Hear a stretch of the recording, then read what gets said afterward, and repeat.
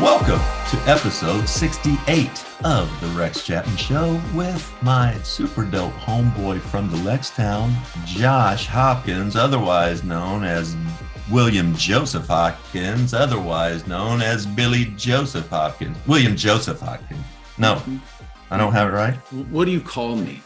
Billy Joe Hopkins. What do people call me? Dipshit. My first name. Oh, Josh. Yeah, so it's not Joseph, it's Joshua. William Joshua. That's what I meant. You know what I meant. Okay. Yeah, I know what I meant. But all your fans out there really want clarification. You know, I'm just talking. They know I'm dumb. I do. They know I'm dumb. How's Texas, buddy? Beautiful, lovely. Yeah. How's Brooklyn? Brooklyn is it's banging. That's how it's doing. Brooklyn I like that. I love it when we have our condos just synced. Perfect like this. Yeah, that's I love that. I do too. Episode 68, Josh. Yeah. 68. You know any 68s? Number 68s in sports? Russ Grimm. That's old school, but Russ Grimm stands out. What do you got? I got Jaromir Jagr. Kudos to you. I didn't look that up. I didn't look up LC Greenwood. Whoa, what a great pull. I know, I can tell popped into my head. Yeah, very smart. Yeah. I would go, again, we know, 6. Dr. J and Kobe with the fro. See, and I go Dr. J and Antoine Walker. Oh, nice. I like that. Our Celtics Twan. Yeah. What's been up in Austin, Josh? You anything fun going on there, buddy? Well, it's the holiday season. I've been trying to get gifts for my nieces and nephews. I'm glad you brought that up. It's a great time to catch up on reading around this time. You got a little extra time around the holidays, which brings us into book club. And speaking of book club, have you read anything this week, bud? Well, it's funny you should say that, because I'm starting to get all these Christmas cards and stuff from these families and things. And some of them have like the earth and this was this day and joy and whatever, but they're too long. Yeah. I don't read those. So I should have, but no, I haven't read anything. I'm just like, just say Merry Christmas or whatever and be done with it. Yeah. Yeah. So no, what about you? My mom and dad have come into town recently. They came into town, a week or so ago, still here. And nicely done. Yeah. Well, and I've just been spending so much time with them. I haven't had a chance to read anything, Josh. Normally I would. Normally, you know me, voracious. Yeah. But the last week or so, just holiday blahs. Haven't read a thing. They're probably like, Rex Everett, what? I've never seen you this long without a book in your hand. That's me. That is me. That's great. Anyway, that's been book club. Yeah. Josh, we got a good guest today. Really excited about our guest. A dude you love. A dude I love. We have former teammate of mine, Maryland Terrapin, Hall of Famer, 11-year NBA vet. We have Walter Ander Williams Jr., the wizard, Walt Williams. What's up, Walt? Oh, man, my full government, huh? Full. What's going on, Rex? How you doing, brother?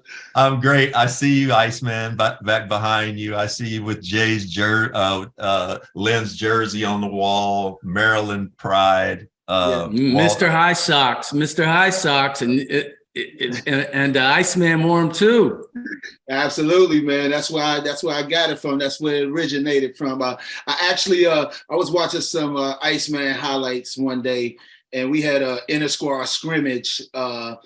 When I was playing with University of Maryland, we had an inter-squad scrimmage. There was a lot of people there, and I pulled my socks up that particular day, and I had an incredible scrimmage. And so, hey, I thought it was because of the socks. And there you have it. No, I remember. You remember, Walt? I had a big game. We played Chicago down in our building. I had a big game, at, but I had a peanut butter and jelly that afternoon before the game. I had a peanut butter and jelly before every game for the next month. That's what's up, man. We got to ride with what works. Man, it's so good to see you, Walt. We had a fun year down in Miami. I don't know if you even, let's see. So you went to Maryland in 88? Yes. 88. So we're two years apart, I think. But I was in the league 4 years before you, I believe.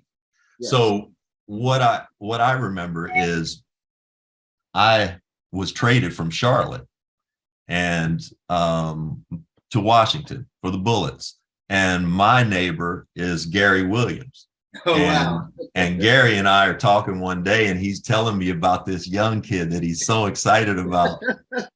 and you know, living there we lived in Mitchellville, right near Landover, where, you know, the local news for the next 3 years, it's nothing but Walt the Wizard Williams. And you had gone from, you know, this young, skinny, kind of raw to the Wizard. Yeah. How early do you remember Walt playing basketball? Even if you had to use the playground jungle gym or clothes hanger for when you didn't have a hoop at home?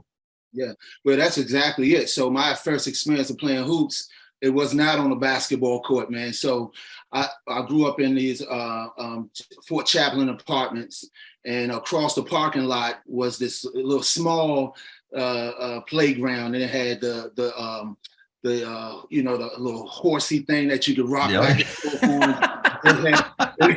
Look, the springs was all rusted out, but we had two of them, right? And then it had a seesaw, and then it had these monkey bars, man, that were real big at the bottom, and it got smaller and smaller as it went up to the top. And at the top was just this one square.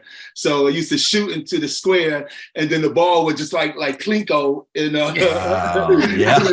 you know, taking forever to come down. But what helped me the most is that on the other side of the monkey bars, if you missed and it went off to that side, it went over the fence, which is set up on a hill. So it went down the hill, and then the parking lot was at a slant, so it would go down the hill and back down the slant. So it was a long run if you missed that shot, man. So it taught you to be very focused. That's right. You definitely probably had a miss short thing for a while.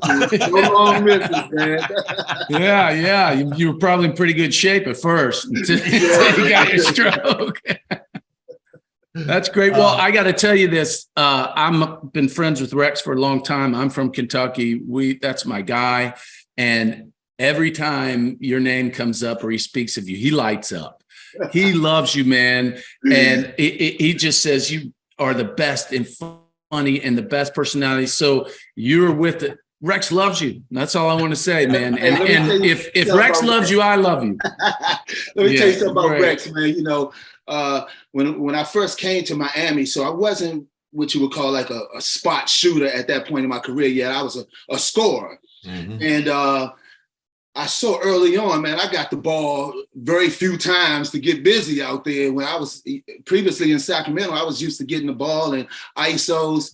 And Rex told me real quickly, said, "Hey, man, you playing with Alonzo Mourning and Tim Hardaway, but you got to get out. You got to get the spot up game going." Yeah. So he really turned the switch for me. And, you know, after that, I started to stay after practice, me, Rex, and Big Bo, Bashan Leonard. Yeah, that's right. Get spot ups like crazy with my man, Stan Van Gundy. Stan Van Gundy, big Stan. Yeah. Stan was in his rookie year. Friend of the show. Yeah. I told about that year right there. I really that work after practice, it really turned me into a 3-point shooter, man. But you know, wasn't it interesting? I felt it was anyway, because you had been playing in Sacramento on bad teams, right?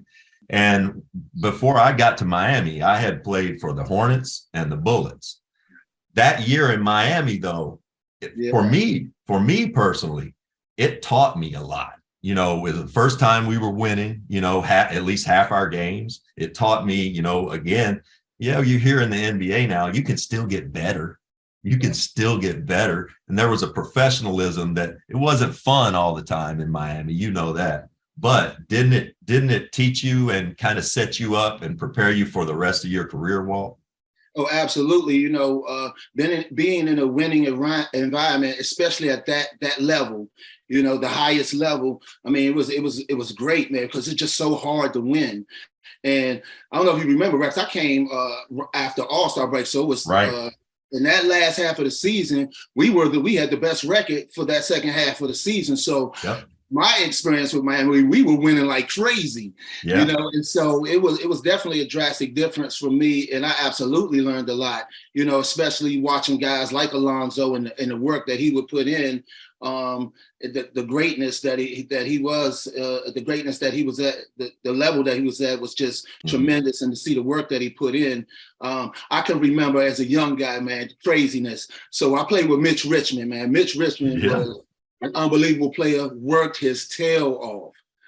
When I played with him and I would see the work he put in after practice, the thought that came into my head was, I had never seen someone that was that talented work that hard. And usually a dude that's working that hard, he's not that talented.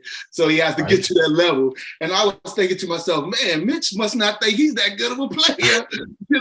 Why he's working that hard. So it took me a few years to see like, oh man, because when I would go into games, I thought I could play, right? But I would go into games and I would see Mitch, man, and the way he would play on both ends, lock dudes up, and then bust their ass, man. It was unbelievable. And to see his one-on-one matchups against like dudes like Jordan, Reggie. You know where I think that comes from, Walt? Like you and I, we were like highly regarded in high school and McDonald's type guys and all that. And Mitch and I were in the same draft class. He went 5th and I went 8th. And I never heard of Mitch until the draft.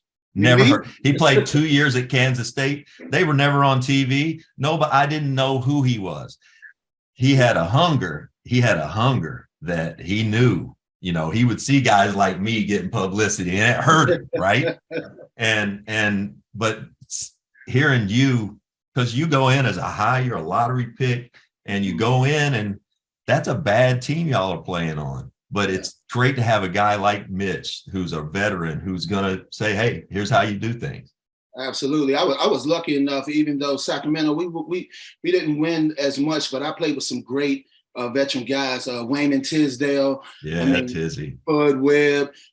I learned a lot from those guys. The biggest thing I learned from Rex was very early on. You know how it is. You're a rookie. You come into the league. You think it's just hoops, man. We playing ball just like in college, but it's different. It becomes a business, and you have to understand that part of it. And my first lesson of that was my first day in practice. I came on the floor and I was all smiling and everything. I was happy to get going.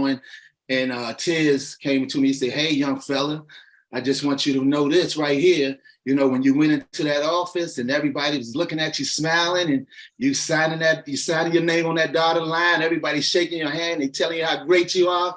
When you turned around and leaving to go out that door, they on the phone trying to find somebody better than you, and they're not going to stop until they find that dude. And I was like, wow, like what's going on? And like, hey, the rest of great your advice. Sending dudes off and trying to take your job, man. Yeah. And that was a reality check right there because I never realized that part of the game. And I learned that very early on. And that's great because it leads into one thing. Now that was one welcome to the NBA moment. Yeah. Didn't you have your next welcome to the NBA moment the next night in a preseason game? Oh yeah, man. So actually that was beforehand. Okay. So when I landed in I think we were in like South Dakota or something, Sioux Falls or something like that, because it was a preseason game that we were playing with. We were playing against the Bulls. So you were holding out a little. Yes, it was the last. Yeah. It was the last preseason game.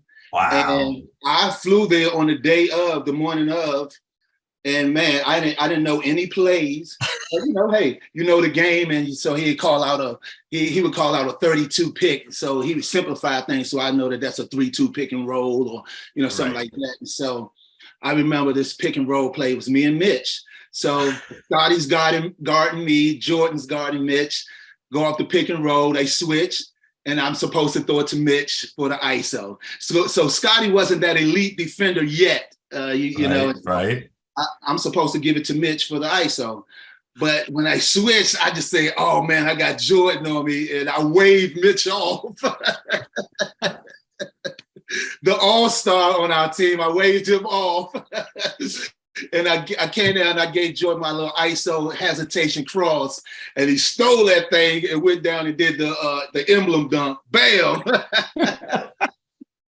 And then when he ran back down, he tapped me on the butt and said, hey man, we watch film up here. I knew he was going to do that fake crossover. So I had a lot of early teaching going on for me. Also, what film? He had to go back and watch you in college for that. It's like he didn't. I mean, for a preseason game. He watched games. He watched games, man. Yeah. Making a statement right away. I know. I remember those days, man. Walt, so you grow up. At what age did you know? I guess you probably played other sports, but what age did you know you stood out in basketball? What age did you know you really liked it, and that's what you were going to do? Man, as far as I can remember, so Rex, I didn't play sports, man. I didn't play boys and girls stuff like that. I was street ball, you know. We played football, a little bit of stick ball. Yeah. You know, all of that. I was just in the streets, man, and pick up games on the blacktop. I didn't play on the team until I was in high school. So that's why my game was versatile like that, because, you know, in pickup games, there's no posting up. You got to be able to handle it, or you're going to have to sit around waiting for somebody to pass you the ball. So you have to be able to do everything. When did you grow? Man, I was 6 When did you grow? In high school, I was 6 foot, maybe 5'11" my freshman year, 6'8" by the time I was senior. So I grew gradually. Knees were killing me, bro. Knees were killing me in high school, man. But that's how my game, you know, grew. I was a guard, you know, handling the ball, and then I just started running. And you know, those things just worked out for me. So, but you know, they didn't publicize where people were from. So I watched the game all the time, but I had no idea that it was reality. I didn't know that I could be an NBA player. You know, I just thought it happened to someone else from somewhere else. And so this one time I picked up a magazine, Street and Smith, if you remember that. Oh, yeah. And it was rating the point guards. It was in my sophomore year, going into my junior year, and it was rating the point guards in the country. And they had me as one of the top 5. And the write-up on the side of it was, you know, I was easily going to be an NBA player. And I was just like, what? You know, I had no idea.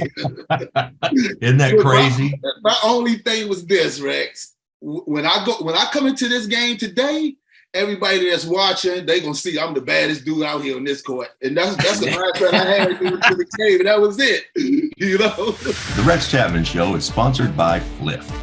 Fliff is a social sports book with a chance to win cash prizes. Fliff customers can purchase Fliff coins, and then as a bonus, Fliff awards free Fliff cash with their purchase. Fliff is the only sports book that gives you free coins and cash daily. Sign up for Fliff, the social sports book. What makes us different, you ask? Fliff is a free-to-play sportsbook that awards real cash and prizes. Use the code BBNews for a 100% match bonus. No sports betting in your state? Try Fliff. So you grew up, you get high school, you have a growth spurt. Was it you idolized Len Bias? And I got to tell you, I was at Kentucky. I just got into Kentucky when this happened, when it happened, and I didn't know Len. He was a little older than I was, but I loved him. I loved watching him. And when I heard that he died, it just broke me. And I did something so stupid for years because of this. I remember we had to go to the weight room shortly thereafter and stuff. And I remember, like, you know, we'd run on the treadmill. And if they'd say stop, I'd go 34 more steps. I would do 34 more jumps. I would try to get in 34 more benches, you know, 3 here and 2 here after that one, 34. That's just how messed up I was. So my question to you is, did you, as a young man who grew up idolizing Len, who's right down the street at Maryland, were you always going to go to Maryland? And what did that do to you when he passed? Oh man, not only me, it just tore me apart. You know, I that dude was Superman to me. Mm-hmm. You know, invincible, and to see something like that happen, it was just horrible. It was horrible. I remember crying just uncontrollable. How old were you, Walt? Because you'd have been a young teenager, right? 16. 16, yeah. Yeah. And so, you know, just crying uncontrollably, man. I just couldn't believe it, you know. And I grew up as a kid, I was a Georgetown Hoya fan, you know, John Thompson, those guys, man. And then my father, he's from North Carolina, Dunn, North Carolina. And he took me to a Tar Heel Terp game. So he thought he was taking me to see the Tar Heels, but, you know, this one time they playing, I'm just watching the game, and then this dude went up and shot this jump shot. It was just the prettiest thing I had ever seen, man. It looked different than anything I've ever seen. It was just beautiful. And I just started watching him. I just started watching Len after that. I started watching the Sports Machine with George Michael all the time, waiting to see highlight. And man, all of a sudden I was watching Terp basketball all the time. As a matter of fact, me and my college teammate, Tony Massenberg, we wrote this book here. It's called Lessons. Everybody's teammate, Tony Massenberg. Yeah. Playing with every team in the league. we wrote this book called Lessons from Lenny because we would often get together, talk about the good old days. And man, I didn't know he loved Len as much as I did, you know. And so we thought that the world should know more than just the circumstances surrounding his death. We wanted the world to know the impact he had on us personally, the impact he had on the university and the community. You know, he meant the world to us here. And so we wanted the world to know about him. Fantastic. Beautiful. What was it when you got to Maryland? I mean, that his death still resonates culturally, and especially in the basketball. But you were 2 years, you arrived after that. What was it like just 2 years removed from his passing, the culture at Maryland? And you came in, Walt, and to add to that, you came in and you're kind of the program's not in the best shape. You're kind of taking a chance going there, right? Oh, absolutely. It was just so many bad things circling the university, surrounding the university. And for me as a kid growing up and watching them, especially seeing Bias in those years, man, I thought university was just the place to be. Right. And so the environment or how the university was being referred to was not what I felt and what I saw. And so I wanted to be a part of to bringing it back to what I felt the university was. And so that had a big part to do with me going to the University of Maryland. I thought that the only place I could be like Len Bias was at University of Maryland. I remember playing, like I told you earlier, playing on the blacktop, man. Right before we would play the games, right, we would yell out who we were going to pretend to be that day, you know. And I would always yell out Bias, of course.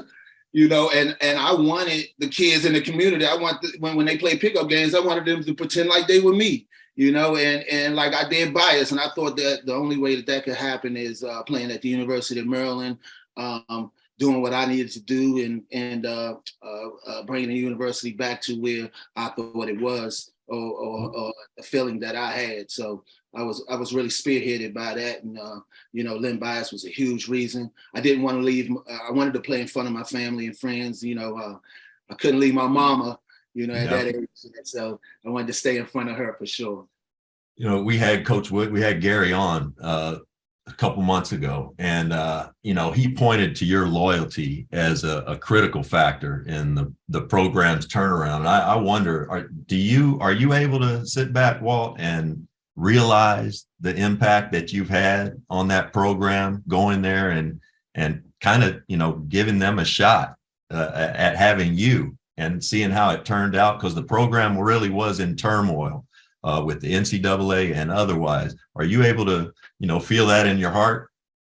Well, oh, absolutely, man. Now, at the Yeah. time, hey, it was just I had no idea. The thing I was doing is waking up every morning, letting things naturally come to me. If I woke up thinking to myself, you know what, it's time for me to leave, that's what I would have done. But every morning it was, hey, I want to stay with my brothers. I wanted to get into this fight. I wanted to follow in Len Bias' steps on the court and bring this university back to prominence. All of those things is what I was feeling every morning. And so it was a natural thing for me. And, I think this summer will be my 53rd family reunion, man.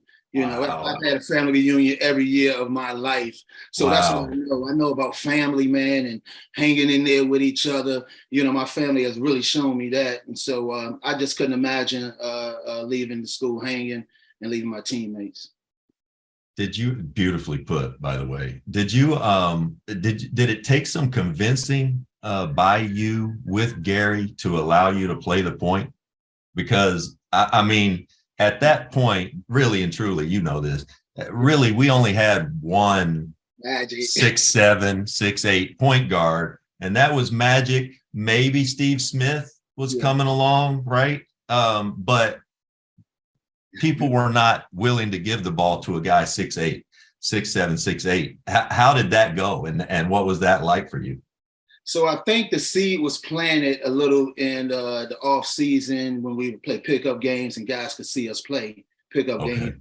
And so I think the seed was planted there. Also in my freshman year, Bob Wade, Coach Wade was my coach. And when we would play against the Tar Heels, they were full court, pickup man to man, and then run and jump.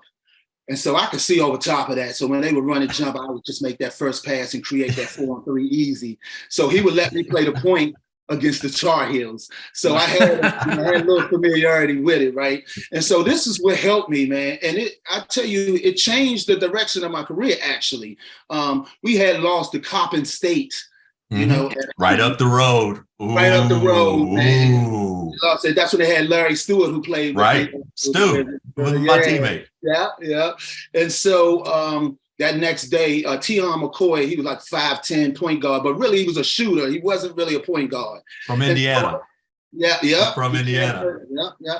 And so I thought that I came into the office and I said, Coach Williams, I think that I can be the point and Tion is at the 2, and I think we work better that way. And in that practice later on, man, he full court pressed me, 3/4, half court, it was a rigorous practice. And then after that, he gave me that opportunity, man. And this what happened after that. I thought to myself, because just like you say, it was only Magic. And I was like, man, he really must believe in me to let me run the point, right? Wow. It was back then in college, it was off the hook. It was, guys were not leaving early. They were pro ready, but they were still in college, Yeah. And so there was some really good point guards in that league. And what I started to do is I took it very seriously. I started to say, hey, look, if I'm the point guard, that means I'm the coach on the court. So I must know when I learn plays, I must learn the play, not just what I'm supposed to do, but the play. So I know where everyone is going. You don't have to look over at the coach when he calls his play. If you don't know what to do, I'll tell you what to do, right? And so what started to happen is now I know where everybody is. I started to pay attention to the defense. I could see, he's out of position. When this happens, when this action happens, he's going to be wide. So I started to know what was going to happen before it happened because I took on the mentality of I need to learn the play. And so that changed the direction of my career. And that helped me even when I wasn't the point guard, because that's the way I learned plays from that point on. And so it really helped me a lot. Did you, Walt, because I couldn't, I probably should have been a point guard, at my size, 6'3", 6'4", but my mind didn't work that way. Like if I'm getting pressured, I'm getting by you and trying to go score. If somebody comes open in that meantime, I can find you. I get it. But I found the 2 spot to be probably less pressure. Because it was my most comfortable position. How did you feel when you played with the ball versus off the ball? And which did you prefer, or did you prefer one? I just prefer being on the court. I didn't care, man. You could. Okay. So the foundation of my game I always liked guys who were all around, could handle, pass, score, do everything. Iceman kind of messed that train of thought up, you know. And that's why I was able to channel my inner Iceman in my senior year in college when I was averaging 27 a game, you know. But for me, it was always, I grew up playing with older guys. And so, you know, as a young guy out there playing pickup games, you could not try to score all the time. You had to get the ball up. And so I saw that when I was able to break people down, make the good passes, I was able to shoot more. And so that was the foundation of my game. I always liked that part of it. And at the small forward, you know, playing against small forwards back then, they had that combination of doing everything out on the court, you know, being a wing and then posting you up. So it was just difficult. So I wanted to be able to have that versatility to be able to, I was one of the small forwards on that in the game. So I wanted to be able to have that versatility of pulling guys away from the basket and being able to create and, create for my teammates. I got as much joy out of passing the ball as scoring. You know, that's I want to touch on, because you've averaged 27 points a game in college. I mean, that's a shorter game. That's unbelievable. Especially back then, it was a slower game in a lot of ways sometimes. But how did it feel knowing that you had come up idolizing and seeing that jumper, from Len Bias, and then that season you surpassed his single season point total? What did that feel like? Just, a few years earlier, you were like, that's the guy. Look at that perfect jump shot. What did that feel like for you? I mean, it was surreal, man. I didn't realize it until I knew that I was going to be the all-time single season, have that record, probably like maybe the third or fourth, maybe even fifth game ending the season, right? And so when the PR dude, when he told me about that, it was just amazing, man. And I never really paid attention to it. I was just out there trying to win. And I had went on a streak where I scored like 30 points, like 8 games or something like that in a row. And I didn't realize I was doing that until like maybe the third game. And then after that, man, my teammates would do things like, I had a teammate, his name is Frank Horton, right? I remember this one game, I can't remember who it was, but we had came out of a huddle and it's probably like 8 minutes left in the game. And I'm walking onto the court and he tapped me, he said, "Hey man, you only got 25 now. We got 8 more minutes left." So they would do things like that because it was tough for me. Like I said, the foundation of me was doing everything, right? To just go score. That was tough. I had moments where I felt like, oh man, am I gunning out here or what? And Coach Williams really helped me with that, man. He really got on me. This real quick story, man. I remember we were in Clemson, right? And I started the game. We were down there in Little John, and I might have started off the game maybe 0 for 7, 0 for 8. And I passed up a wide open 3, and we missed the shot. They came down on the other end. They missed. We got the rebound. Coach called a timeout. So I'm walking towards the bench, and he's walking off the bench coming towards me. And he meets me on the court, and he starts screaming, telling me that, we're not going to have a chance to win unless I shoot. And I thought to myself, wait a minute, you mean score, right? I'm going to start this game off 0 for 8. What are you talking about, shoot? But then in that moment, I thought, oh man, this dude must think that I am incredible out here, And it was a confident building to another level, because he was very frank, very upfront. He didn't, he told you exactly how you felt. And I thought that he felt that I was the best player on the court and I wanted to live up to that, and consequently, that's when I went on my scoring spree like that because he challenged me on that. He was like, this is the way that we have a chance to win. You need to score. And, I was just trying to win. You said something about Frank Horton that just makes me smile because this. You guys know this. Josh played high school ball. When your teammates say something to you like that, man, you got 25, you only got 25, there's 8 more minutes. That's a kind of love because they're showing you much love right there. You're not only their teammate, they're cheering for you. They love what you're able to do. They would love to be out there doing that. they love that you're doing it. Right. And that was awesome, man. Yeah. Right. That was awesome, man. Yeah. Right. It means so much. You know, when Go ahead. in high school, they'd tap me and be like, "Hey, man, we only got 4 minutes left, and you got 2 points and 3 rebounds. Go do something, and don't call for the ball, please. Please don't." Do something out here. Okay, I'll go get a rebound. Walt, you're the seventh. So you leave Maryland. You're 7th pick in the draft, and you go from being at home all the time to now you're on the West Coast, and not only in the West Coast, you're in Sacramento, California. What was that like for you? It was nuts, man. I tell you what, when I got off the plane, the trainer, his name is Ed. He came and picked me up, right, to drop me off at the hotel. And on the way to the hotel, we passed the arena. You could see the arena off on the side of the freeway.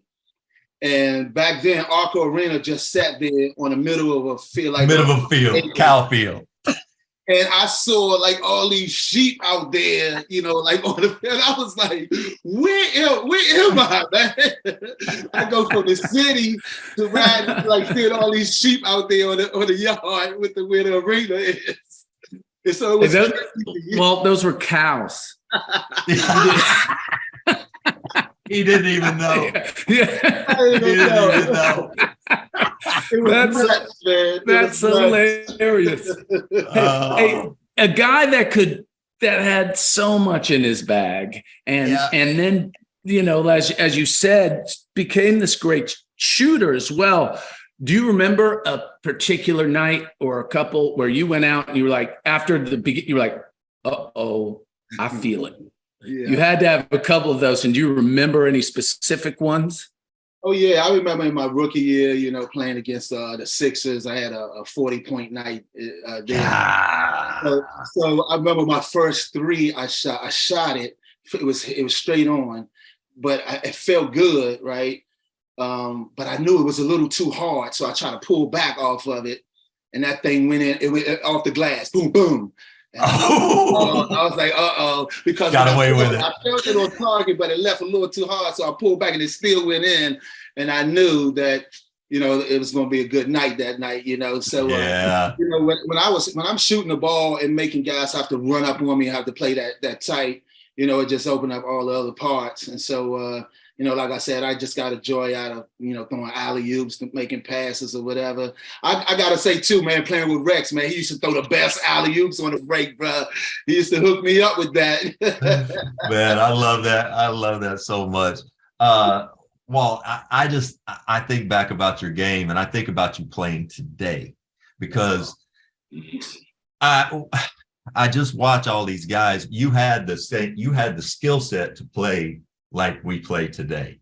You know, I was more of a catch and shoot guy. I could dribble some and all that, but you were 6'8", long, 3 and D guy. Can you imagine playing where it's not a post up game and you don't have to go down there and get switched up on Horace Grant. Right. You know, it's everybody's facing the basket. Can you imagine your game today, Walt? And then when you beat your man, I mean, that lane is not big guys just sitting in there, you know. Shot blockers. Wide open with guys kind of running and catching up. Oh man, it's just a totally different game, and that pay, the way they get paid, man. Oh boy! Wow! Wow! Unbelievable out here. So yeah, man, I definitely look at the game today, and I call my mom often and say, "Man, how come you couldn't have me 20 years later?" We'll be on Easy Street right now. Born too soon. So, Walt, I didn't know you played against Alonzo in high school. Yes. You did? I played against him at 5-star basketball camp. Okay. I gave Alonzo his only loss in 5-star camp history, man. So, fantastic. 6'8", you know, they automatically, when they lining us up, they picking the teams, and I was one of the smaller, bigger guys. So I was one of the centers of our team, but I was a guard. And so championship game, Alonzo had to guard me. We matching up. So he on the post, we double teaming him crazy. But then on the other end, he got to guard me up for the 3-point 3-point line. So Oh, it's a problem. that's so for him. good. That's so Great. good. Walt, how did you so you retire, and did you know what you wanted to do once you retired? How'd you make the transition from hooping to broadcasting? So how I retired, man, I had my son, he was born, I have 3 sons. My oldest is Tyrese, my middle is Kamari, he plays basketball, he's a junior at Miami, Ohio. And then my youngest is 18, Bryce. So at the time he was born prematurely. And so he was born at 24 and a half weeks, man. So it was the scariest time of my life. He wasn't even bigger than my hand. Wow. And so I couldn't focus on basketball anymore. It retired me for good. And so I just wanted to be around him. And, after those few years, probably like 3, 4, 5 years, he started to get bigger, stronger, more independent. And then that's what I started to, search for what I'm going to do for the second half. And that's when I came across, being a sports analyst and for the Terps basketball games, their home games. I'm on the radio. I got a face for radio, so you and me both. And I've been a financial advisor for the past 13 years as well. I was on the board for Care First Blue Cross Blue Shield for 9 years. Like I said, I've been an author. Right now I'm an entrepreneur as well. You got some vodka, don't you? Yeah, man. I got a brand called Clutch Vodka. Yeah, man. Just get a look at that. Let's go. We'll be exchanging addresses here soon. So hey man, it's a smooth premium vodka, man. It's 100% corn, gluten free, no sugar, no carbs.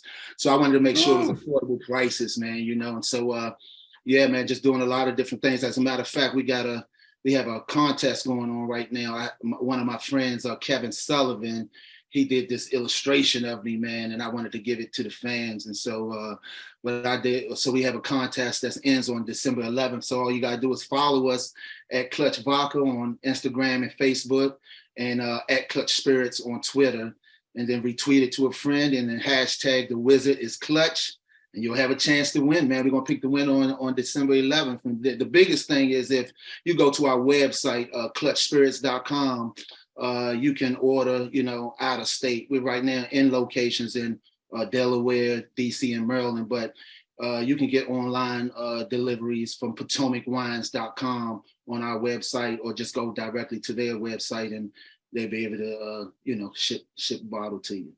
Look at Walt Williams, Walt Whitman, salesman, just went through the whole thing. Think he doesn't know what's going on in his own business, Josh? Think again. The wizard. Hey, Walt, you're coming out right now. If you're coming out right now from high school to college, how much money are you making with the NIL? You know what, Rex? I used to have a headband and the high socks, man. Oh man, I think I would be making a killing right about now. You know what I think is gonna happen? These guys who normally say, "Hey, look, I got to get to the pros and get this money." Now you're able to get money in college. It might turn out to keep these kids in college longer. I think you're right. Here's what I wondered, Walt, because I grew up with not much. If I was going to go to college, I was going to probably take out a school loan and go to college. Going to college, I just wanted to get a scholarship, right? That was my main reason for wanting to go.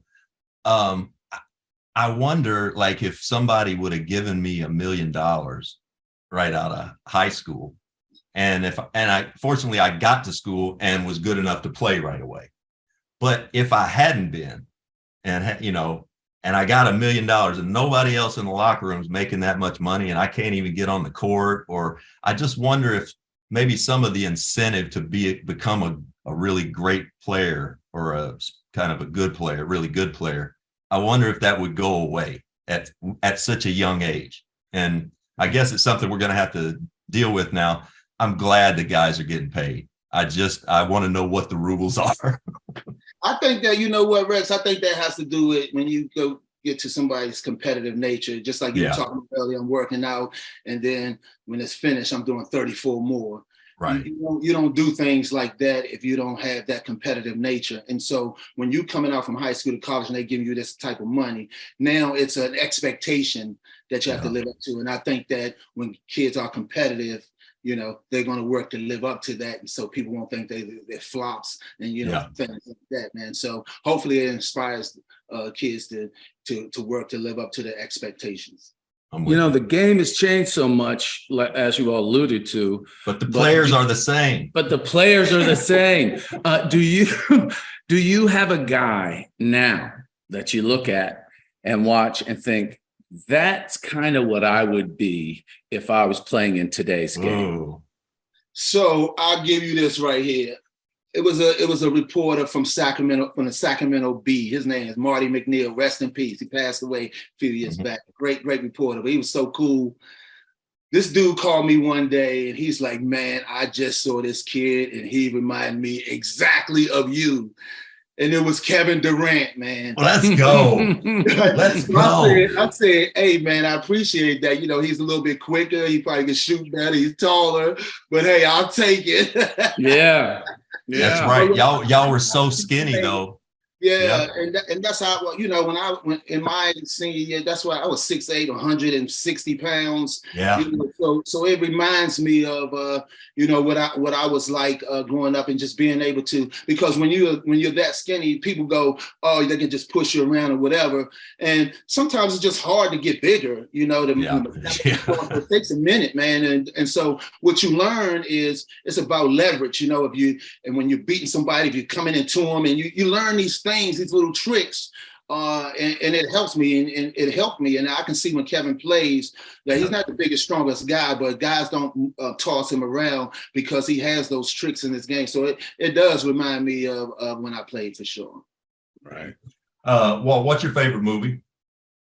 Oh man, Remember the Titans. Okay. That's a good one. That's a great one. Love it. All right. What about you could sit front row center for any band or singer or speaker or athletic, anything, dead or alive, front row center, Walt the Wizard, to see.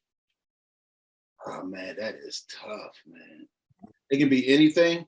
Anything. Yeah. I would have loved to see so Iceman was it was awesome to watch him, but I would have loved to see him in person. I would have loved to see, because when I'm watching him, it just looked like it's so easy, like he's not even playing that hard. And I would just love to see that smoothness in real life, for sure. He just floated. He floated. You don't ever see people pushing him around. I guess he got pushed around some, but you sure don't see it very much. And I had that Iceman poster too. It was on my bedroom wall from the time I was, 13 probably. So I got a sign, because if you remember, he was an assistant coach with John Lucas for the Spurs for a brief stint. So I was on the Kings, and I had my poster, and I came out to get his autograph. And before the games, him and John Lucas would play 2-on-2 against current players. And I mean, man, Iceman was tearing dudes up out there, but he still had it. But afterwards, he signed the autograph. He signed my picture for me, man, and I framed it, and I've had it ever since, for sure. One of my biggest thrills was I was my first or second year in Washington, and if you remember, there was a sporting goods store in the D.C. area called Herman's. Oh yeah, Herman's Sport. And me and Iceman did a commercial together. He was talking about me playing. Oh wow! And I was freaked out. But he's the best dude. I know you've run into him over the years. Isn't he the best guy? He's the best, man. So cool. Best. Cool on and off the court, man, for sure. Super nice, but yeah. Wizard, I can't thank you enough, man. This has been great. We got to catch up. For sure, Rex. Thanks for having me, bro. It's good to see you, my man. Come back anytime. Let's do this again. Let's come back during the basketball season. We'll talk more hoops. Absolutely. Thank you so much for being here, man. This was a pleasure. Oh, my pleasure, brother. My pleasure, Josh. Thanks, Walt. Right.